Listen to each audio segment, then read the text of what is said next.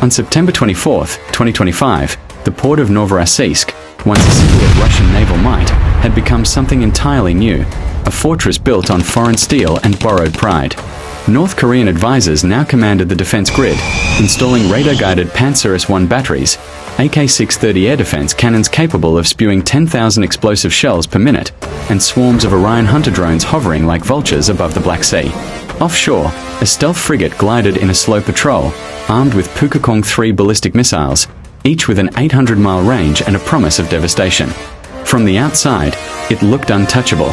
From above, invincible. But below, across the dark waves, something small and silent moved with purpose. Ukraine had not sent destroyers, submarines, or warplanes. It had sent ghosts. 6 Scythe UAVs flew just 50 feet above the waterline, hugging the sea with the precision of machines trained by artificial intelligence. Behind them, Mura V5 unmanned boats rode the 6-foot waves, each loaded with 700 pounds of explosives and guided by encrypted Starlink relays. Watching from 27,000 feet, a Bayraktar TB2 drone painted targets through clouds thick with static and fog. And hidden among the familiar formation, there was something new, something no one on any radar screen could see. A classified American platform, smaller, faster, and invisible to every known frequency.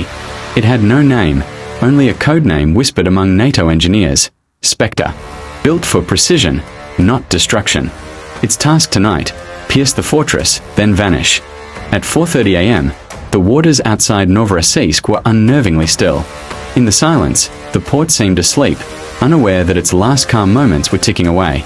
The enemy's defenses were aligned perfectly, too perfectly. The Costa 2x10 squared radar arrays scanned the horizon in flawless rotation, their algorithms tuned to detect any anomaly. But even perfection can be deceived. At 4:35, the first strike began. 2 Scythe drones released their payloads, clouds of metallic chaff that blossomed into false radar images, mimicking large, slow-moving aircraft. The defense network reacted instantly, tracking the ghosts. The operators saw 2 massive threats breaking formation and panicked. While they aimed at illusions, the real Scythes skimmed closer, hugging the water until their reflection disappeared into the sea itself. From above, the Bayraktar relayed encrypted coordinates to every surviving unit. The screen in the Ukrainian bunker flickered. "Target lock confirmed," whispered the operator. Seconds later, the first Mura V5 decoy was detected by the enemy. Thinking it was a patrol craft, North Korean gunners launched a 57 E-6E missile. The sky tore open with a flash, and the decoy was vaporized in a 7,000-degree blast. Salt water erupted upward in a wall of smoke and fire. But the defenders had just made their first fatal mistake. The real attack had already begun. As sensors recalibrated, the Kasuka 4 electronic warfare system activated, a focused electromagnetic pulse that washed over 180 miles of airspace, severing every drone feed in an instant. Inside the Ukrainian bunker, all monitors went black. Signal lost. Starlink connection interrupted. Then, through the static, a single word appeared: autonomous mode enabled. The American AI inside the Scythes took over. With no human guidance, they switched to inertial navigation, using internal gyroscopes and terrain memory. One Scythe veered off course, deliberately. Traveling at 90 miles per hour, it dove straight into the electromagnetic emitter truck. The impact detonated a shaped charge downward, piercing the armored chassis and igniting its power cell. The explosion lit up the coastline. Every radar blinked out. The electromagnetic fog cleared. Ukraine had its eyes back. At 4:38 a.m., the TB2 reconnected. What it saw below was chaos. Air defense guns fired blindly into the fog. Missiles tracked heat signatures that didn't exist. Amid the noise, one Scythe dove toward a Pantsir S-1 battery, releasing a burst of flares to deceive its sensors. It hit the turret dead center. The explosion shredded the cannon's armor, sending molten fragments 100 feet in every direction. Seismic sensors on shore registered the blast as a 2.1 magnitude tremor. Then came the counterattack. 3 Orion hunter drones launched from a coastal airstrip, their sensors scanning for heat trails. One locked onto the last Mura boat. The missile dropped. A blinding light split the horizon as 700 pounds of explosives went off prematurely. Half of Ukraine's strike force was gone. But war rewards adaptation. The final Mura boat reduced speed to just 18 miles per hour, moving so quietly that it merged with the rhythm of the sea. Above, the remaining sides went cold, redirecting exhaust upward and flying so close to the granite cliffs that radar couldn't distinguish them from stone. At 4:40, one of them spotted an opening. It looped behind an Orion drone, struck from below, and shattered it into burning fragments that spiraled into the sea. 2 Orions remained. They hesitated. For the first time, the North Korean command realized they were losing control. At 4:42, the flagship's AK-630 close-in weapon system activated, its twin barrels spinning up to full speed. Streams of 30mm shells carved through the air, tracing perfect lines of fire across the dawn sky. One scythe was shredded instantly, debris scattering over the bay. But the last drone, the Spectre, had already slipped beneath radar view. It wasn't made of carbon fiber like the others. It was a fusion of graphene and radar-absorbent composite. Invisible, silent, alive. While the flagship kept firing into nothing, Spectre dived. It glided beneath the pier and released a small warhead, not designed to sink a ship, but to cripple it. The charge detonated just beneath the fuel storage line, cutting through steel like paper. The explosion sent a shockwave that rolled through the entire port. Flames rose 30 feet high.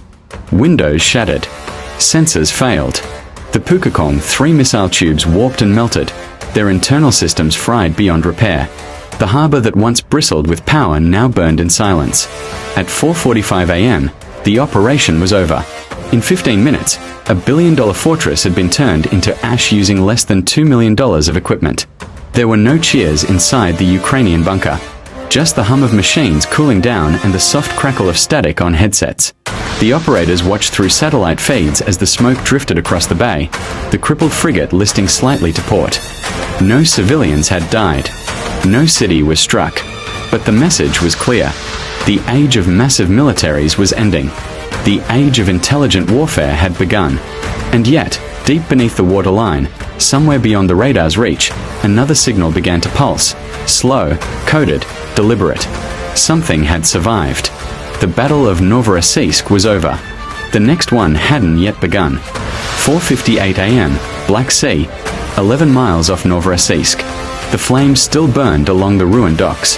The flagship's hull, blackened by fire, listed heavily to one side, its reflection trembling in the orange light. The air was thick with the scent of burning oil and scorched steel. For a brief moment, it seemed the sea itself was on fire. Then the signal came. A faint low-frequency pulse, almost imperceptible, picked up not by radar, but by the underwater sensors of Ukraine's Hydra array network. It repeated 3 times, then fell silent. Transmission source, unknown. Depth, 1,200 feet. Distance, 16 nautical miles southeast of Novorossiysk. The command room inside the Ukrainian bunker fell quiet. The operator leaned closer to his monitor. "It's a coded ping," he whispered. "Submarine class unknown." On the encrypted channel, an American advisor from Ramstein base spoke calmly. "Confirmed signature match." A long pause. The technician's eyes widened. "It's not Russian. It's North Korean. Project NKD-1. The room shifted from tension to dread.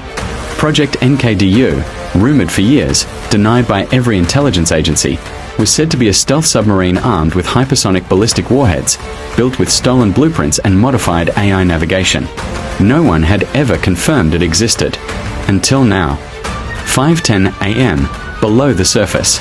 2,000 feet beneath the Black Sea, the NKDU-1 moved like a phantom.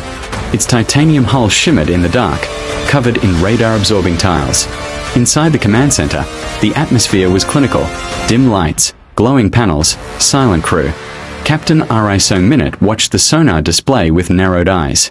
The destruction of Novorossiysk had reached him 30 minutes earlier. To him, it wasn't defeat, it was humiliation. "Charge reactor to 70%, he ordered. "Prepare the Hwasal-3A missile tubes. We will erase their ghost fleet." A junior officer hesitated. "Sir, the Americans might be watching." R.I. turned slowly. "Then let them watch. They believe the future of war belongs to machines. Tonight, we prove them wrong." 5:25 a.m. Ukrainian Forward Command, Odessa. The message arrived encrypted through Starlink.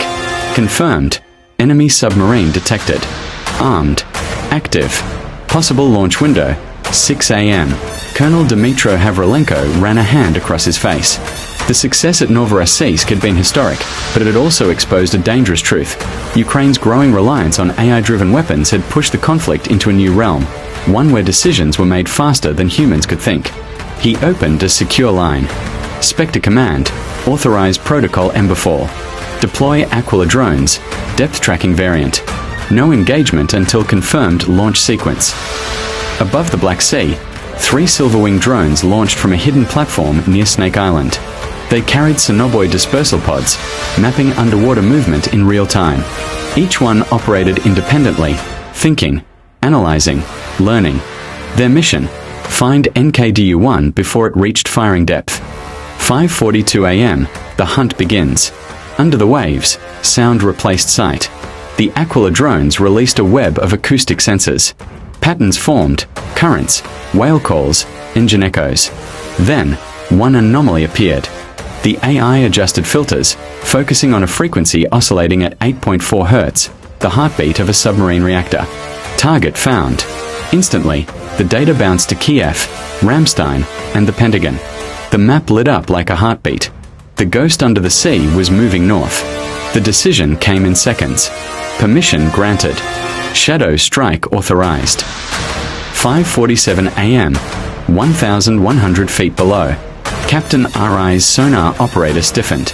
Unknown objects, approaching fast, depth 700 feet, bearing 122 degrees. Countermeasures, RI ordered. The submarine launched acoustic decoys, metallic spheres emitting false pings and thermal trails. For a few seconds, the water was chaos. The Aquila drones lost lock. Then one of them, Aquila 03, made a choice. It ignored commands, switching to independent AI protocol, recalibrating its sensors to detect microvibrations from the submarine's hull. It found rhythm amid noise, the mechanical pulse of hydraulic fins adjusting course.